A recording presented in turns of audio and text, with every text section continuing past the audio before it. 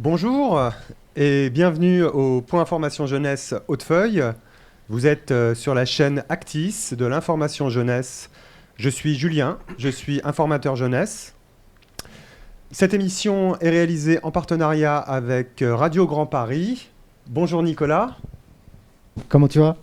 Très bien, merci d'être là.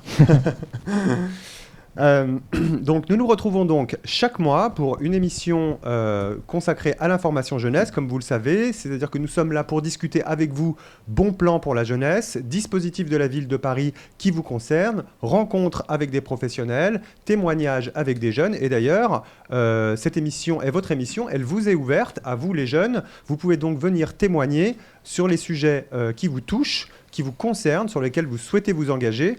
N'hésitez pas à nous contacter, à me contacter. On vous fera une place, c'est promis, ça nous tient à cœur. Cette deuxième émission... alors, aujourd'hui, nous sommes là pour cette deuxième émission pour parler d'un projet qui nous tient particulièrement à cœur au Point Information Jeunesse Hautefeuille. Ce projet, c'est la bande alimentaire. Alors, qu'est-ce que la bande alimentaire? C'est un projet que nous reconduisons pour la deuxième année consécutive avec notre partenaire, l'agence de communication Yes4Com. Bonjour Coralie. Bonjour. Donc, ce projet implique des jeunes venus d'horizons différents dans la réalisation d'une campagne de communication au profit, pour promouvoir la collecte nationale de la banque alimentaire qui a lieu le dernier week-end de novembre, c'est-à-dire la semaine prochaine. Vous pouvez d'ailleurs retrouver le témoignage d'Inès qui a participé l'an dernier à ce projet sur la première émission que nous avons enregistrée le mois dernier. Inès, si tu nous regardes, si tu nous écoutes, on te salue, je te salue. Alors, l'an dernier, les jeunes ont occupé le terrain. Ils étaient présents sur les réseaux sociaux et sur tous les lieux de collecte. Ils ont pu observer le circuit de la collecte des denrées alimentaires. Ils ont rencontré tous les acteurs de la collecte, les responsables associatifs, les politiques, les bénévoles. Ils ont pu les interviewer en mairie, au supermarché, à l'entrepôt d'Arcueil. Et cela a donné lieu à un film d'une dizaine de minutes et une exposition de photos que vous pourrez voir d'ailleurs, cette exposition de photos, entre le 25 et le 30 novembre à la mairie du 7e arrondissement. Cette année, la nouvelle bande alimentaire, les jeunes présents avec moi, continuent le travail de rédaction sur les réseaux sociaux, Instagram, Facebook, Blog Medium. Ils ont également choisi d'investir cette émission pour promouvoir la collecte. Ils sont très créatifs et je les remercie vraiment de leur engagement.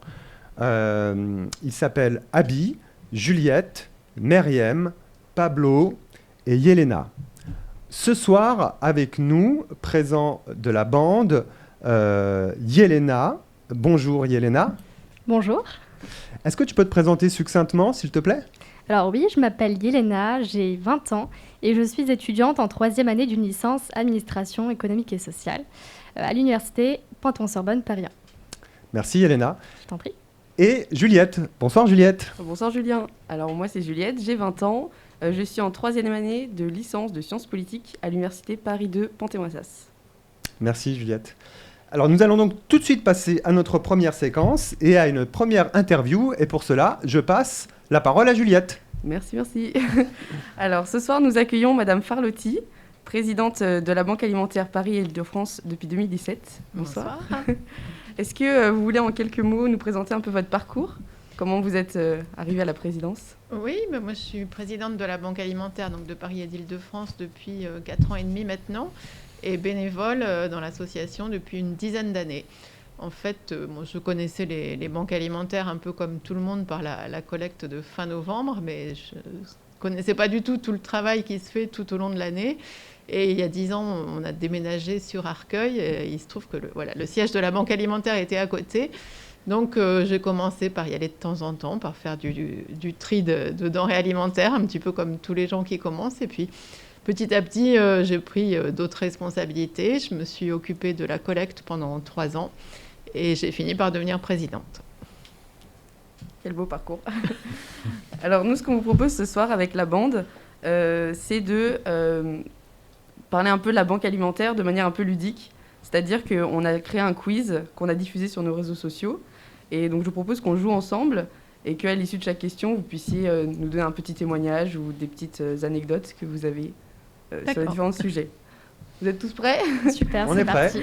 Alors, d'abord, on va parler un peu histoire. On va commencer par le commencement. À votre avis, en quelle année a été créée la toute première banque alimentaire ? Donc, je vous donne un peu des idées parce que c'est un peu large sinon. Donc, est-ce que c'est 1954, 64, 74, 84 ? Moi, je dirais 84. 84 ? Très bien. C'est la bonne réponse, en effet. La première banque alimentaire en France. En France, exactement. Bon. Voilà. Et donc, depuis 1986, donc 2 ans après la création, a été créée la Fédération européenne des banques alimentaires. Et donc, à votre avis, aujourd'hui, dans combien de pays d'Europe est-ce que la banque alimentaire est-elle implantée ? Alors, c'est entre 14 et 29. Vous avez une petite... Je dirais 26. 26. Quelqu'un a une 19. autre idée ? 19. Est-ce que vous avez la réponse, Madame Farlotti ? Oui, c'est 24. 24 pays.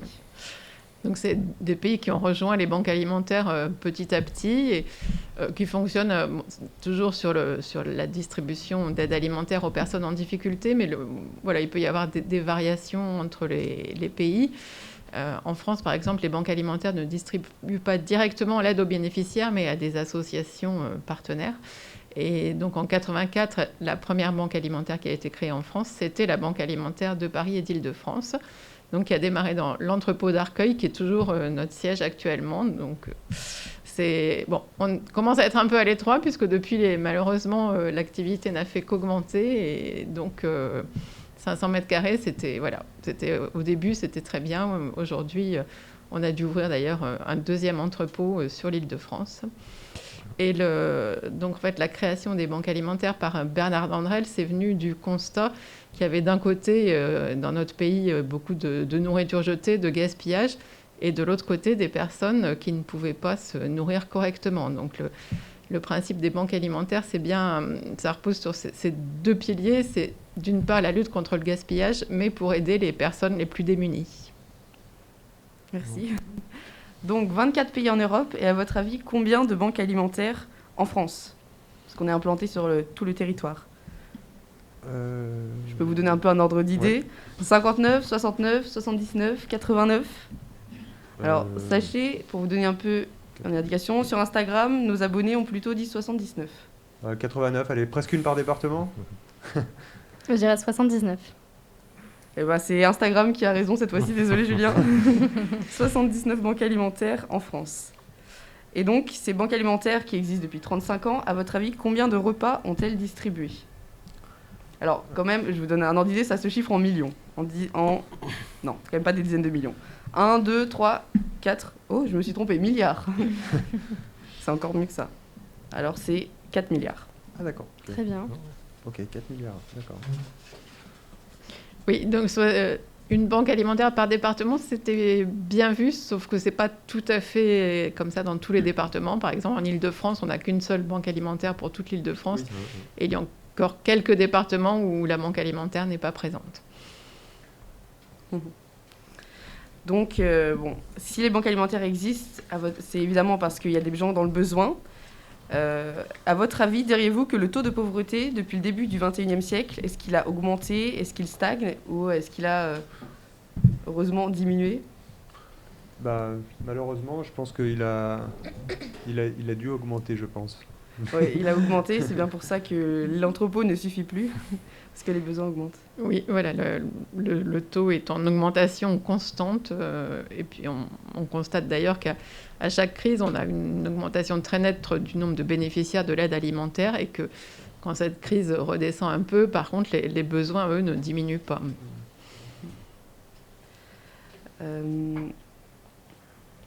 Combien de personnes, du coup, ont bénéficié des collectes de la banque alimentaire en 2020 ?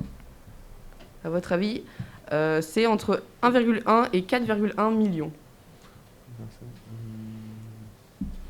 Peut-être 2 millions de personnes ?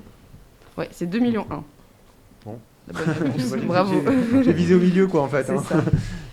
Et du coup, depuis le 30 septembre 2020, le Secours populaire a vraiment tiré la sonnette d'alarme en signalant que depuis la Seconde Guerre mondiale, le taux de pauvreté n'avait jamais été aussi haut. Donc on est vraiment dans une situation de grands besoins au niveau de la précarité alimentaire.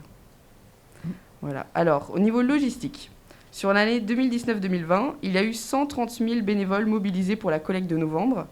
À votre avis, combien y a-t-il de bénévoles permanents dans les banques alimentaires sur toute la France qui permettent à l'année de réceptionner toute la nourriture en dehors de cette collecte? Donc là, je vous propose 7 075, 8 075, 9 075 ou 10 075. Combien de bénévoles sur toute la France? Ouais, les bénévoles permanents, ceux qui sont au quotidien à travailler pour la banque alimentaire. Moi, je dirais 9 075. C'est 7 075. Oui, c'est vrai que le week-end de la collecte, il y a énormément de gens qui nous rejoignent juste pour ce week-end. Et ensuite, il y a des bénévoles tout au long de l'année qui assurent le fonctionnement quotidien, c'est-à-dire de récupérer des denrées alimentaires, les trier, les distribuer aux associations. Et effectivement, c'est un petit noyau. On est toujours à la recherche aussi de bénévoles pour assurer la continuité de l'activité. Et bien sûr, ces bénévoles, ils viennent de façon inégale. Certains, en moyenne, 1 ou 2 journées par semaine, d'autres un peu plus. Et puis, d'autres sont plus occasionnels, viennent au moment où il y a vraiment des besoins plus importants. Vous recherchez donc toujours des bénévoles? Voilà, on est sur différents postes parce que je dirais que tout le monde peut trouver quelque chose qui l'intéresse à la banque alimentaire. On a aussi bien besoin de chauffeurs, de personnes pour trier la nourriture, pour porter les caisses, que d'informaticiens, de comptables, d'autres bénévoles pour s'occuper des relations avec les associations. Donc c'est vraiment très très varié. Alors sur Instagram, on a demandé, on a posé la question des associations partenaires. Donc tout à l'heure, Madame Farlotti, vous en parliez, la banque alimentaire ne distribue pas elle-même les repas. Donc elle les donne à d'autres associations, épiceries sociales, entre autres. À votre avis, combien travaillent avec la banque alimentaire au quotidien? Donc c'est soit plus de 2000, plus de 4000, plus de 6000, plus de 8000. Donc sur Instagram, ils ont pensé plus de 4000. Est-ce que vous êtes un peu plus... Plus de 4000 Plus de 4000. Associations partenaires. Associations partenaires, d'accord. Ouais. Association épicerie solidaire, entre autres. Ok, d'accord. Une idée, Yelena? Moi, je penserais plus de 4000. Comme Instagram, c'est plus de 6000. Donc en soi, tu as raison, parce que 6000, c'est plus de 4000.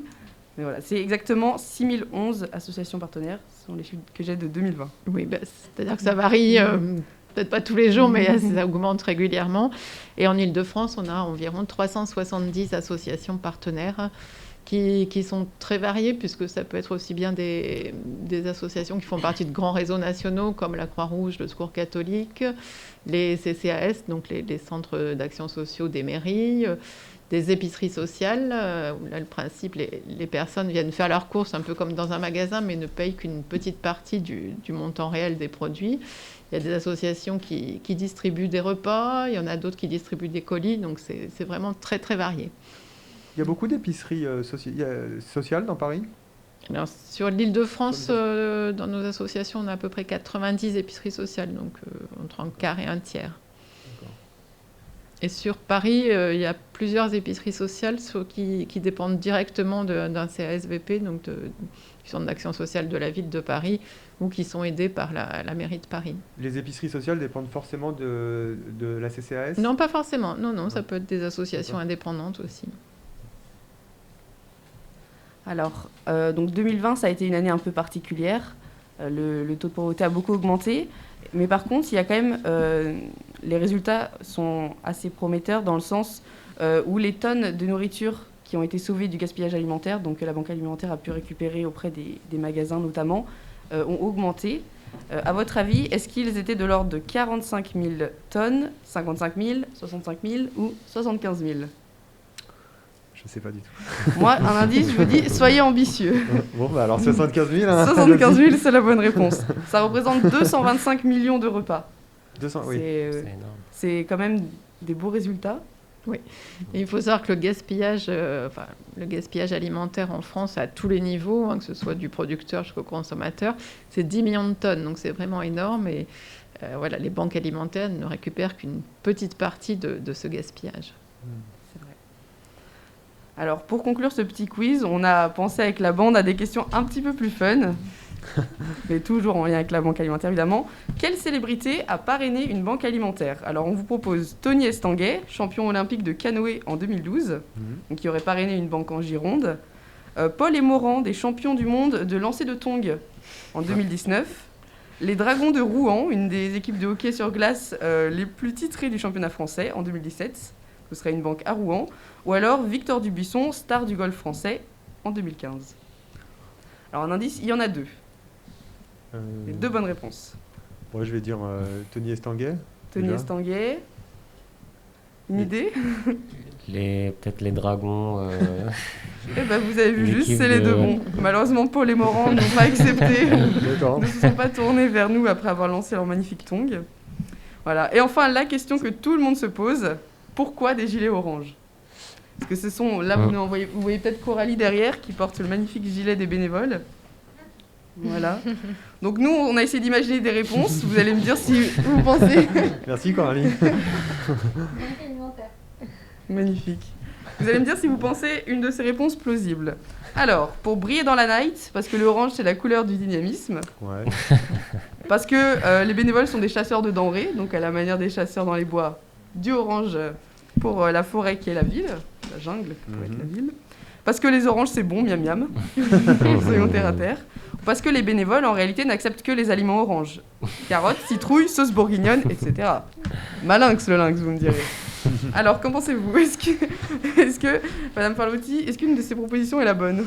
Non, je ne pense pas. Peut-être la première se rapprocherait plus. Je pense que le orange, c'est une couleur qui est bien visible, qui accroche.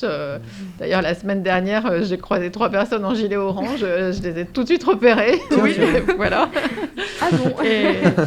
Et puis bon, voilà, il fallait se distinguer. Les restos du cœur sont roses, le secours populaire est bleu. Donc, nous, c'est orange. Voilà.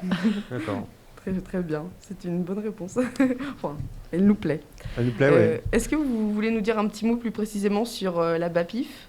Oui, la Banque alimentaire de Paris et d'Île-de-France, donc comme j'ai dit tout à l'heure, c'était la première banque créée en France, et donc il y a énormément d'activités puisqu'on a 370 associations partenaires donc sur toute l'Île-de-France. On distribue sur l'année environ 6700 tonnes de nourriture pour aider à peu près 300 000 personnes en difficulté. Donc c'est une activité au quotidien vraiment très importante avec des soucis aussi de logistique parce que comme on n'a pas beaucoup de place, il faut gérer au mieux les stocks pour avoir toujours des produits à disposition. Et en fait, la collecte donc, du dernier week-end de novembre, pour nous, ça représente près de 30% de nos approvisionnements. Donc, c'est vraiment une opération très, très importante en termes d'approvisionnement. C'est pour ça qu'on la prépare des mois en avance, qu'on compte sur tous les bénévoles, parce que c'est des denrées, des produits secs, donc on recherche, qui vont être stockés et distribués aux associations pendant environ 6 mois de l'année. D'accord. Et d'ailleurs, pour information, il y a également une deuxième collecte au printemps, si je ne me trompe pas. Oui, ce qu'on appelle la collecte de printemps, là, c'est uniquement en Île-de-France. Ça n'a pas une résonance nationale. D'accord. Nous, on a choisi de faire cette collecte au printemps pour permettre à nos associations de regarnir un peu leurs étagères après l'hiver. Mais c'est beaucoup moins important en termes d'activité, puisque au mois de novembre, on espère récolter environ 1600 tonnes et en juin, c'est entre 200 et 300 tonnes. C'est surtout nos associations partenaires qui y participent. On ne fait pas appel à des bénévoles extérieurs comme on le fait au mois de novembre. Merci. Merci beaucoup Juliette pour ce petit quiz. C'était très instructif. J'espère qu'en tout cas, vous avez appris des choses. Nous allons donc maintenant passer à notre deuxième séquence. Alors, avec les jeunes de la bande alimentaire, on s'est dit que ça pourrait être intéressant de partir à la rencontre des habitants du 7e arrondissement et de leur poser 3 questions. Alors, ces 3 questions, c'est que représente la faim dans le monde? Selon vous, comment peut-on changer les choses? Et combien de denrées alimentaires sont collectées, selon vous, par les banques alimentaires? Donc, on va voir ça tout de suite.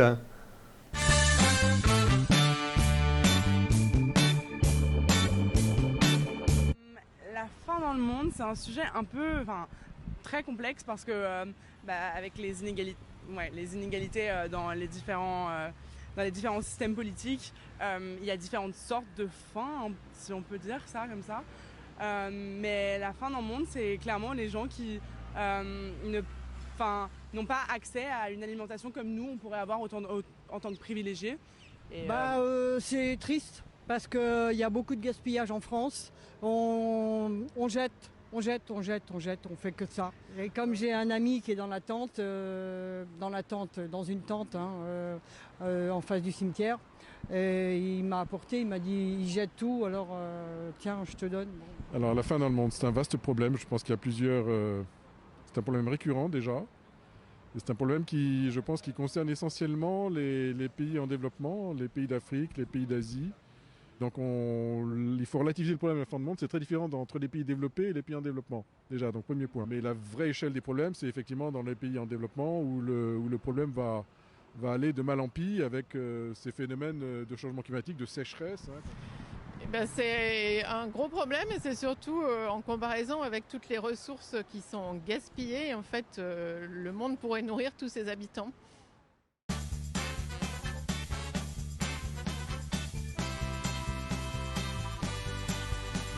Récemment, on a vu Elon Musk qui commence à parler de Tesla, à donner des stocks de Tesla pour aider à réduire la faim dans le monde et même l'arrêter. Et voilà, moi je trouve que c'est une super idée, une super initiative. Je trouve ça superbe. Coluche, il ne pensait pas que 40 ans après, il y avait encore, on avait besoin des gens. Mais les gens gaspillent au lieu de s'entraider. Il y a des petites armoires où on peut mettre des surplus. Bon, je ne sais pas où c'est, mais je sais qu'il y a des gens qui en mettent. Voilà. De jour, mais tout le monde ne va pas... Il y a d'autres mécanismes de soutien quand même, il n'y a pas que les banques alimentaires. Il y a toute la solidarité française, c'est un pays qui est très généreux la France par rapport à ce qu'on trouve ailleurs. Moi qui reviens des États-Unis, je peux dire qu'il y a ces mécanismes qui n'existent pas, donc de péréquation, de redistribution. Donc la France est un pays très égalitaire et c'est remarquable. Voilà. Donc j'insiste là-dessus parce que quand on vit en France, on n'a pas la perception de ça. Mais c'est la réalité. Oui, c'est vrai qu'on voit beaucoup de gens qui ont du mal à se nourrir correctement. Il y a aussi un manque de connaissances, quelquefois de savoir cuisiner des produits simples ou de savoir jusqu'à quand on peut utiliser les produits. On sait qu'il y a aussi beaucoup de gaspillage dans les foyers, souvent parce que on a peur qu'un produit soit plus bon ou parce qu'on ne sait pas le préparer et ça c'est vraiment dommage.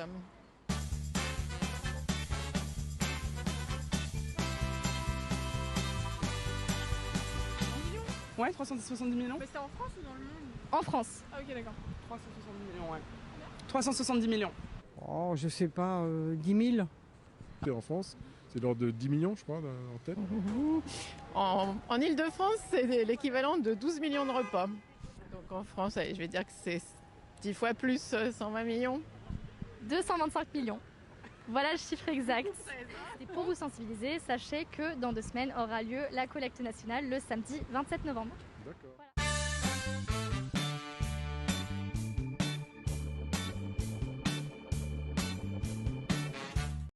Alors vous avez certainement reconnu dans ce micro-trottoir Madame Farlotti, donc la présidente qui est présente sur ce plateau, juste pour vous dire qu'en fait c'est un pur hasard que nous l'ayons croisée, donc le monde est petit, donc c'était rigolo. Il y en a qui veulent réagir sur ce que vous avez entendu, quelques réactions ou sur ce micro-trottoir ? Non, pas particulièrement. Ce qu'on peut dire, c'est que la pauvreté, c'est pas que dans les pays en développement. Contrairement à... On a une personne interviewée qui pense que ça concerne surtout les pays en développement. C'est une réalité aussi aujourd'hui en France. Et je pense que c'est important de le dire, en fait. Que c'est pas que les pays en voie de développement ou c'est pas que à l'étranger. Il y a des personnes en France aussi qui ne peuvent pas manger tous les jours à leur faim. Merci Coralie. Alors, on va tout de suite enchaîner avec une autre séquence. Effectivement, la précarité alimentaire, oui, comme on le dit, c'est un sujet aussi qui touche plus particulièrement les jeunes et notamment à la faveur des confinements successifs. Pour nous en parler, 2 jeunes présents avec moi, 2 jeunes engagés dans la lutte contre la précarité alimentaire. Nassim, bonjour Nassim. Bonjour Julien. Merci d'être présent. Pardon. Et Kelvin, bonjour Kelvin. Bonjour Julien, merci de l'invitation. Je t'en prie, merci d'être là. Pour mener la discussion, je vais passer la parole à Coralie. Bonjour. Coralie, d'ailleurs, est-ce que tu voudrais te présenter succinctement ? Oui, rapidement. Donc moi, je me suis engagée dans la collecte nationale des banques alimentaires il y a à peu près 6 ans. Et du coup, ça fait 5 ans maintenant que je suis déléguée pour la collecte dans le 7e arrondissement de Paris. Donc mon rôle, c'est vraiment de faire en sorte que tout se passe bien entre les magasins, les associations qui collectent et puis la mairie qui trie les denrées alimentaires. Voilà. Merci Coralie. Je te laisse la parole et je te laisse mener la conversation avec nos deux invités. Alors, donc ce soir avec Yelena de la bande alimentaire, on voulait discuter un petit peu autour de la précarité alimentaire des jeunes. Donc nous avons avec nous Kelvin qui est bénévole de l'association Copain et en charge de la communication. Donc Copain, c'est une association qui redistribue des denrées alimentaires. Est-ce que tu peux nous expliquer un petit peu en quelques mots ce que vous faites ? Bien sûr, alors on distribue chaque semaine des paniers alimentaires. Donc on a des fruits, des légumes, des boîtes de conserve, des féculents, et puis on fait aussi tout ce qui est protection périodique, protection hygiène. Puis on a aussi des aides, tout ce qui est psychologique, on fait des partenariats aussi pour les vêtements. Donc voilà, on distribue ça chaque semaine à des étudiants qui sont en précarité, en difficulté. Et vraiment, nous, ce qui fait notre spécificité, c'est que c'est un petit peu notre slogan, c'est vraiment une association par les étudiants, pour les étudiants, où vraiment l'ensemble des bénévoles sont tous des étudiants. On a aussi des bénéficiaires qui sont des bénévoles. On a 30% de bénévoles qui sont aussi des bénéficiaires, avec cette volonté de vouloir aider. Et donc voilà, c'est vraiment distribution chaque semaine pour venir en aide. Et on a été créé, nous, début septembre, à la suite justement de cette crise sanitaire, pour venir en aide à ces étudiants en précarité. Début septembre 2020. 2020, exactement, ouais. On a fait un peu plus d'un an du coup maintenant. De toute façon, on aura l'occasion d'en sûr. reparler. Et on a aussi avec nous Nassim, donc, qui a été l'année dernière étudiant en relais santé auprès des services universitaires de prévention et de promotion de la santé de Sorbonne Université. Bonsoir Nassim, est-ce que tu peux présenter en quelques mots qu'est-ce que c'est un étudiant en relais santé ? Oui, donc moi je travaillais au service, comme tu viens de le dire, au service de médecine de Sorbonne Université. C'est le service où tous les étudiants donc, de l'université, donc de Sorbonne Université, peuvent consulter gratuitement un médecin, un psychologue, un psychiatre, un addictologue et plein d'autres professionnels de la santé. Donc moi, mon rôle en tant qu'étudiant relais santé était tout d'abord d'informer sur l'existence de ce service. Parce qu'il y a énormément d'étudiants qui ne sont pas au courant, qui peuvent consulter un professionnel de santé gratuitement. Et on sait qu'il y a beaucoup d'étudiants qui ne se soignent pas parce que ça leur coûte trop cher. Donc c'est important de communiquer sur ça et de le faire savoir. Notre deuxième rôle, c'est de faire le lien justement entre ces étudiants-là, en les rencontrant sur les différents campus, et le professionnel de santé du service. Et notre dernière mission, c'est de mettre en place des actions de prévention sur différents axes de santé afin d'améliorer au maximum la santé et le bien-être étudiant. Super. Ouais. Merci à tous les deux. Donc on va commencer avec une première question par Yelena. Alors oui. Alors Kelvin, quel constat peux-tu faire vis-à-vis de la situation actuelle ? On peut voir que la situation des étudiants, des étudiantes, elle est encore critique. Vraiment, nous, c'est ce qu'on constate avec notre association. Vraiment, pour commencer, pour donner un exemple de chiffre actuel, cette semaine, on distribue encore, parce qu'on a 3 distributions le jeudi, le vendredi et le samedi, à 740 personnes. On a ouvert mardi les inscriptions, et en 40 minutes, les 740 places ont été prises par des étudiants qui se sont inscrits justement. Donc on peut voir que c'est vraiment d'actualité, que c'est pas terminé comme on pourrait le croire, parce que on n'en parle plus, on n'entend plus parler du tout dans les médias, mais c'est encore vraiment présent, nous on le constate. C'est des personnes qui reviennent chaque semaine, on a tellement de monde qu'on ne peut pas faire forcément revenir chaque semaine, donc c'est vraiment des personnes qu'on revoit, qu'on a vues l'année dernière, qui sont encore dans une précarité.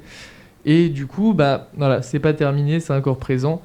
Et on a tout type, je pense qu'on parlera des profils aussi des bénéficiaires, mais c'est loin d'être terminé comme on peut le penser. Je pense que maintenant, la crise sanitaire, entre guillemets, finie, même si on peut voir que c'est pas totalement, parce qu'il y a encore des contaminations, mais je pense qu'on est plutôt sur une crise économique maintenant qui s'ouvre, avec une nouvelle façon, une nouvelle crise, et qui peut être beaucoup plus douloureuse pour les étudiants et beaucoup plus compliquée maintenant pour se relever.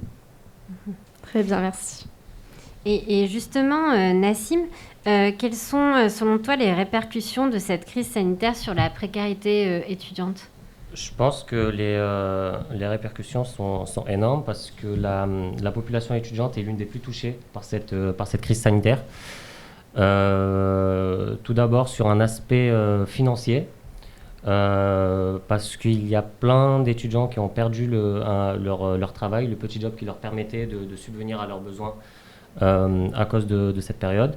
Sur un aspect psychologique, je pense que la crise sanitaire a accentué la solitude des étudiants parce que se retrouver toute la journée devant un écran à écouter les cours et surtout pendant les confinements où tout était fermé et du coup la vie sociale était un peu plus réduite. Donc je pense qu'il y a eu un gros problème sur la santé mentale des étudiants et un point important aussi, c'est sur le décrochage scolaire.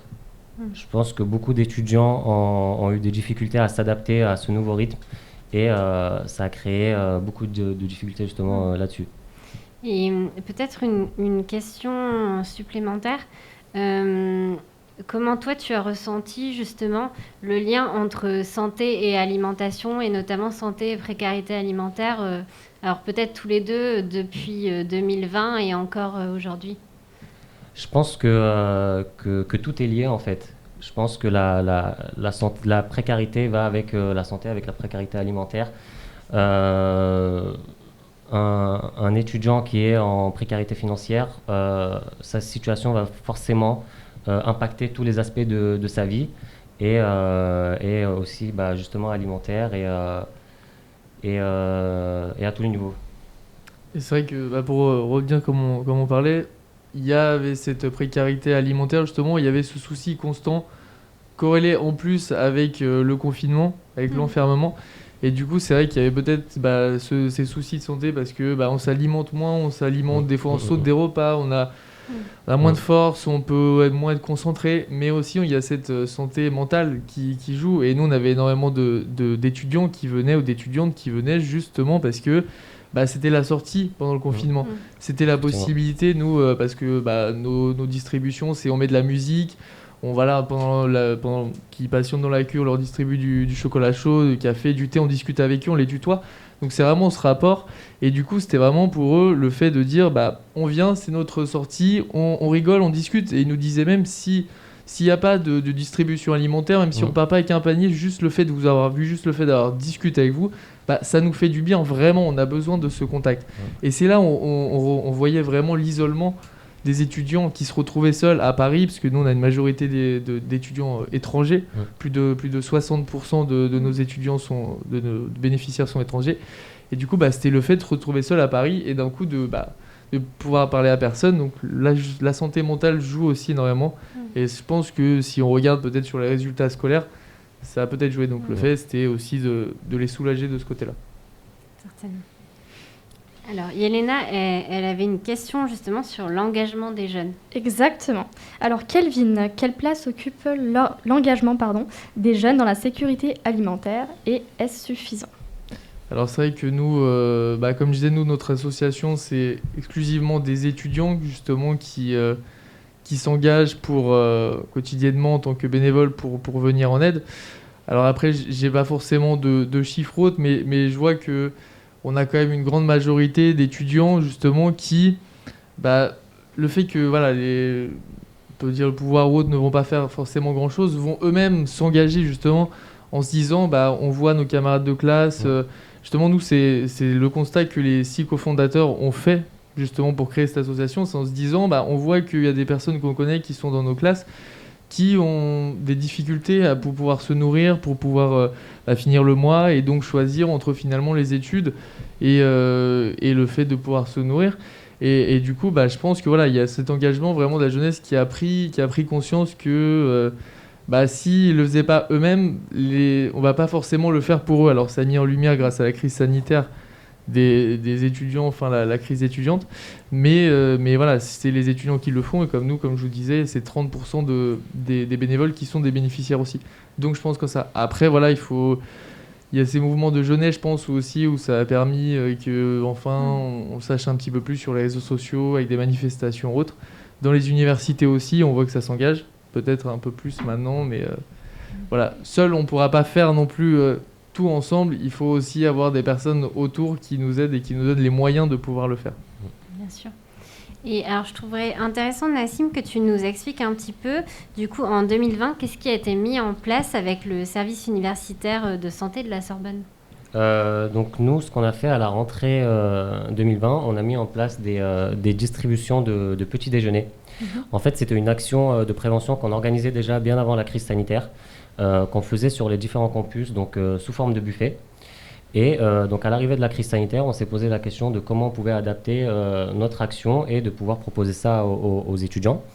Donc on a eu l'idée de faire ça sous forme de petits paniers que les étudiants allaient venir chercher directement. Donc au tout début, la première distribution, c'était vraiment pour perpétuer donc, cette action qu'on avait déjà mis en place.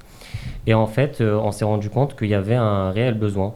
Parce qu'à la première distribution, on avait prévu, je crois, 150 paniers et on s'est retrouvé avec 250 personnes qui sont venues. Donc on s'est rendu compte qu'on ne pouvait pas s'arrêter là et qu'on devait continuer parce que les étudiants en avaient vraiment besoin. Donc on a décidé de continuer. On a augmenté le nombre de distributions donc, en passant à 2 distributions par semaine dans différents lieux de Paris. Donc une distribution dans le 5e, une deuxième dans le 18e pour essayer de toucher un petit peu tous les campus de Sorbonne Université. Et comme disait tout à l'heure Kelvin, on s'est aussi rendu compte que les étudiants ne venaient pas seulement chercher des aliments. Ils venaient tout simplement pour respirer, pour prendre une petite pause dans leur journée. Moi, par exemple, il m'est arrivé de discuter avec un étudiant pendant 30-45 minutes de tout et de rien, juste parce qu'il en ressentait le besoin. Et ça a été aussi l'occasion d'orienter, de communiquer sur l'existence du service. Super. Alors moi, je voulais savoir actuellement quels étaient les besoins alimentaires.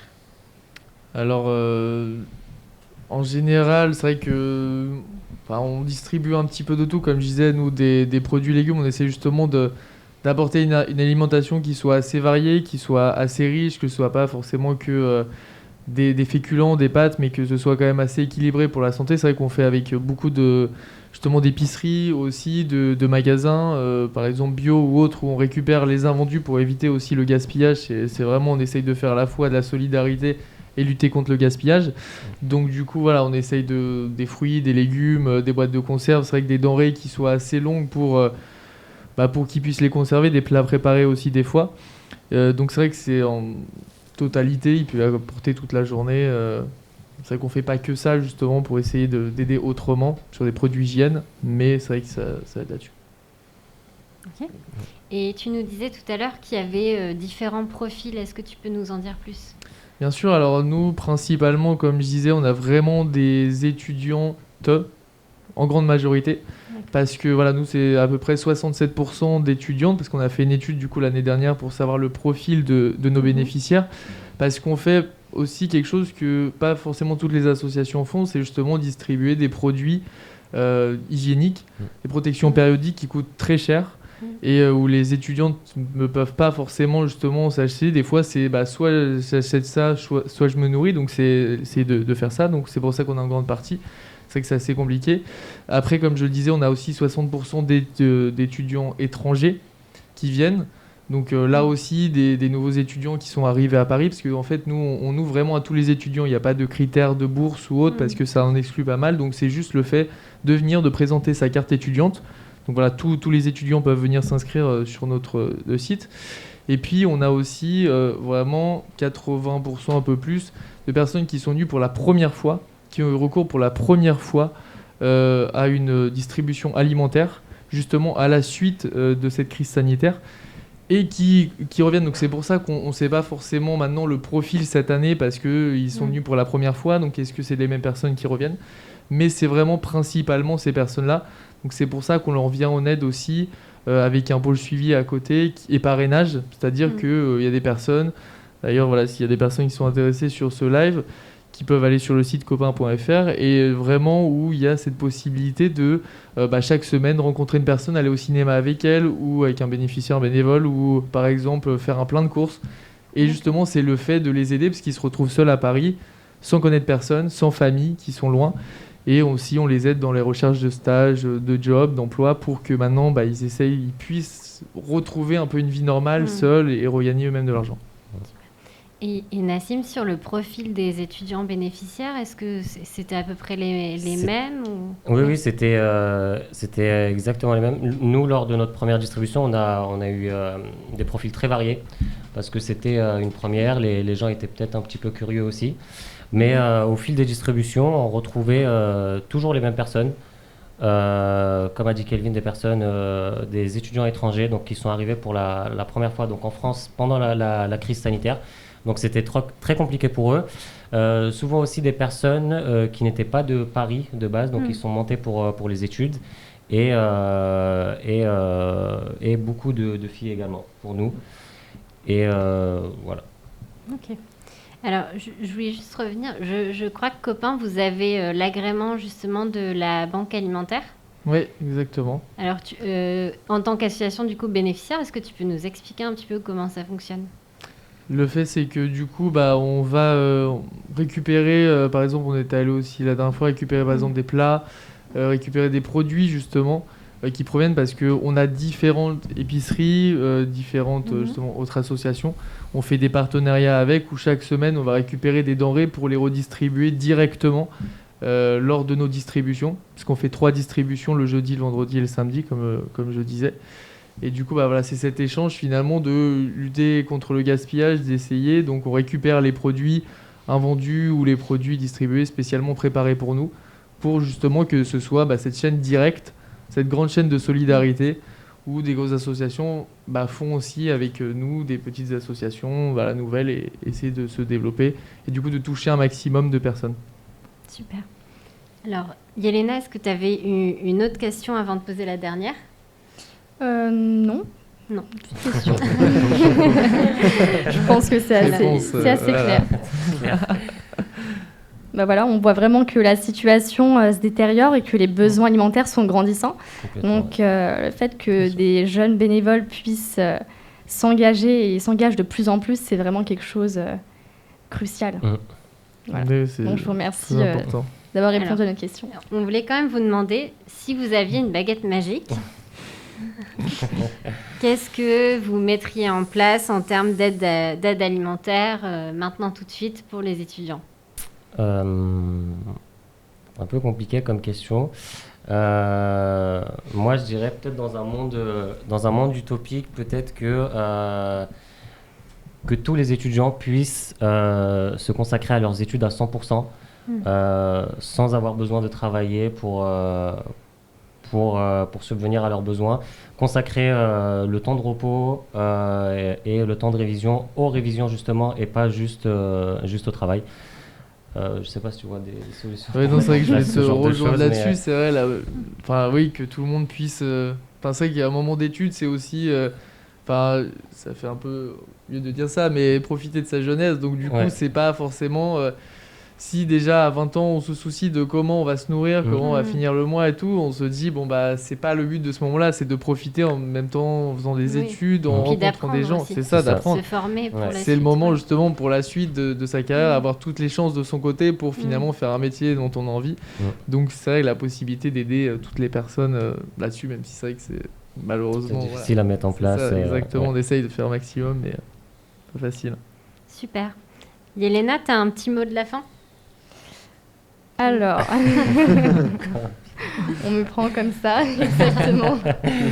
Un petit mot de la fin. Toi, qu'est-ce que tu as pu constater sur le terrain ?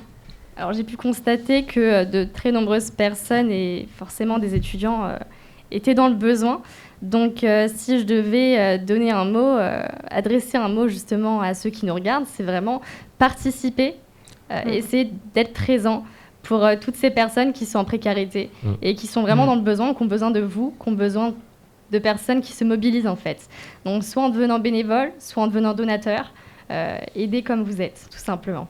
Merci beaucoup Yelena, merci beaucoup Coralie, merci Kelvin, merci Nassim. Donc je le rappelle, effectivement, on a besoin de vous. La collecte a lieu la semaine prochaine.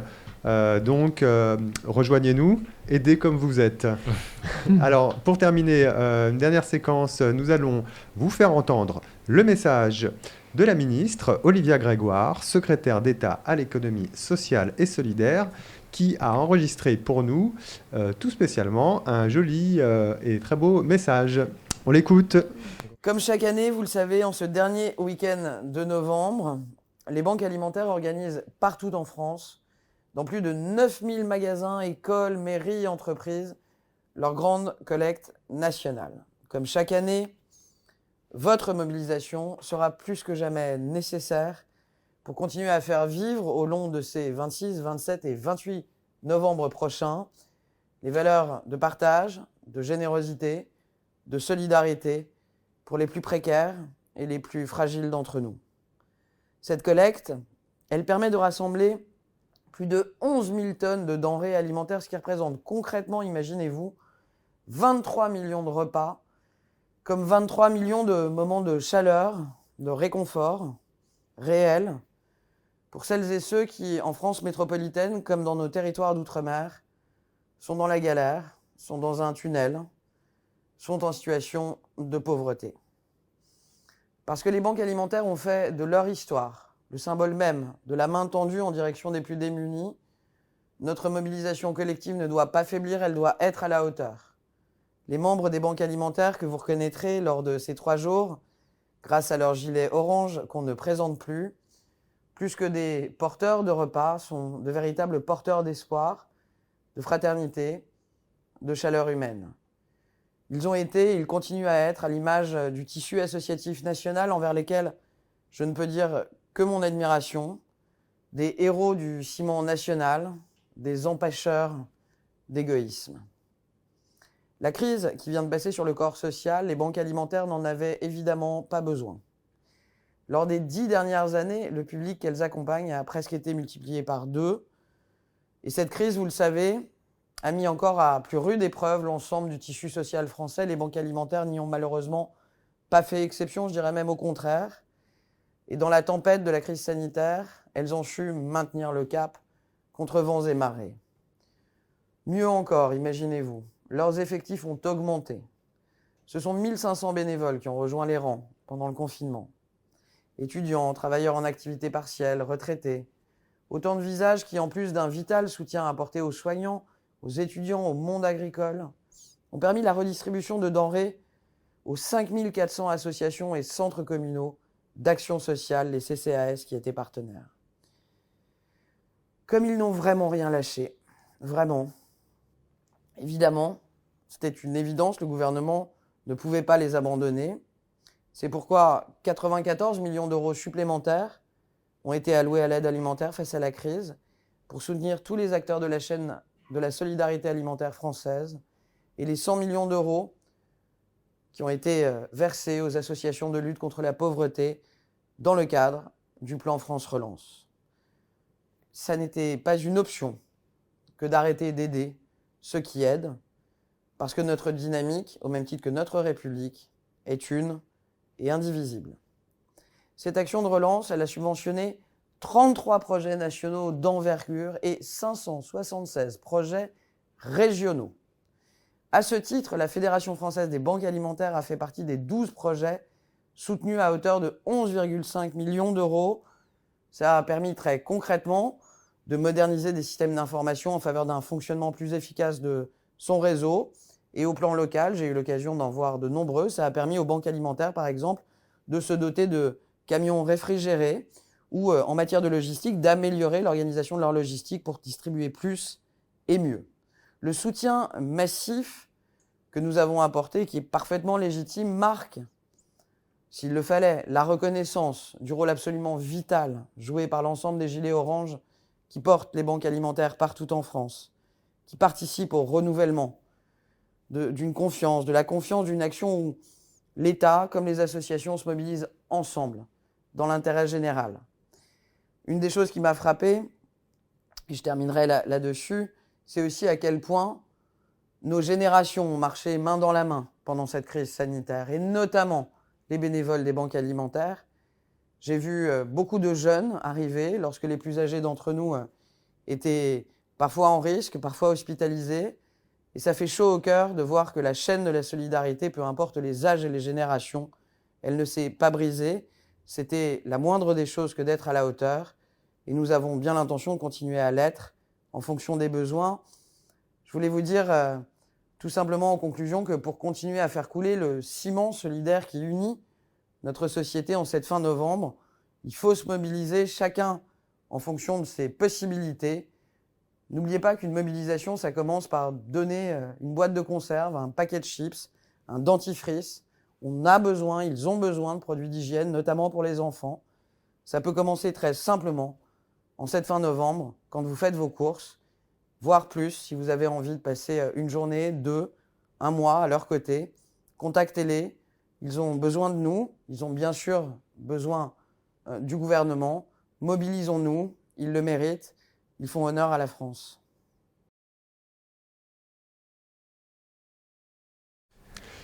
Et voilà, c'était le message de la ministre. Merci à elle. Pour terminer donc cette émission donc arrive à son terme. Je vais remercier tous les membres de la bande alimentaire de l'avoir préparée. Donc merci à vous. Merci à vous tous qui avez animé cette émission, qui avez été présents. Merci à Nicole Farlotti, la présidente de la Banque alimentaire Île-de-France, de sa présence. Merci. Donc maintenant, à vous de jouer. On compte sur vous pour vous engager le week-end prochain. Je passe la parole à Coralie qui a un message super important à vous dire. Oui, alors nous recherchons toujours des bénévoles dans le 7e arrondissement de Paris, donc pour collecter dans les magasins. Mobilisez-vous, vous avez un QR code qui s'affiche à l'écran, vous pouvez le flasher avec votre téléphone et vous aurez un formulaire d'inscription très simple. Vous vous inscrivez sur le créneau horaire de 2 heures seulement qui vous convient pour le samedi 27. Voilà, et notre message en tant que bande alimentaire, c'est de vous dire « Aidez comme vous êtes ». Merci. Merci beaucoup. Quant à moi, je vous donne rendez-vous le vendredi 17 décembre à 19h pour une nouvelle émission sur l'engagement citoyen et la laïcité. Au revoir.